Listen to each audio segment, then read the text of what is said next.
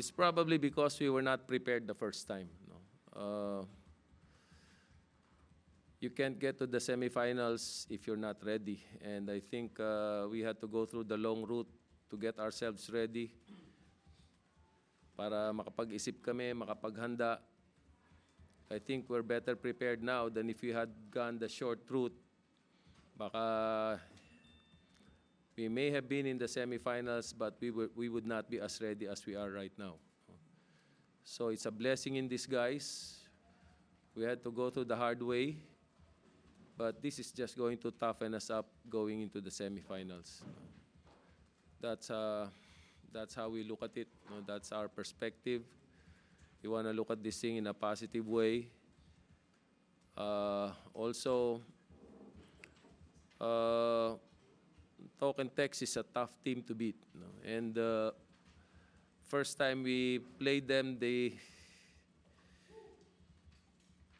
started really well, 17-0, and we couldn't recover from there. So we were just, in this game, we were just really conscious of the fact that if this team gets ahead of you by 8 or 10 points, you're not going to beat them. They're a smart team, they're a strong team, well coached, they have the talent. So we were just trying to keep abreast of them, because if you give them a lead, a smart team will always keep a lead and they will always know how to play it. So we were able to keep ourselves afloat and take control of the tempo. Now, we wanted this game to be really fast. I was just shouting my lungs out because I didn't want my guys to slow down.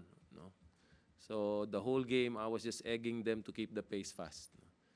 I also know that if we can get Jason a little bit tired, it would also help us out. So double purpose. We want our running game back, and we also want to tire out their key players.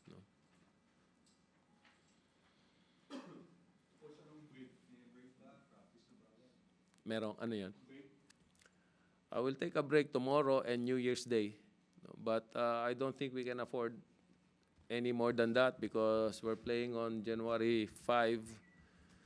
So we'll just give ourselves time to spend New Year's Eve with the family, and then January 1, the whole day, they can spend time with the family and then go back to work again.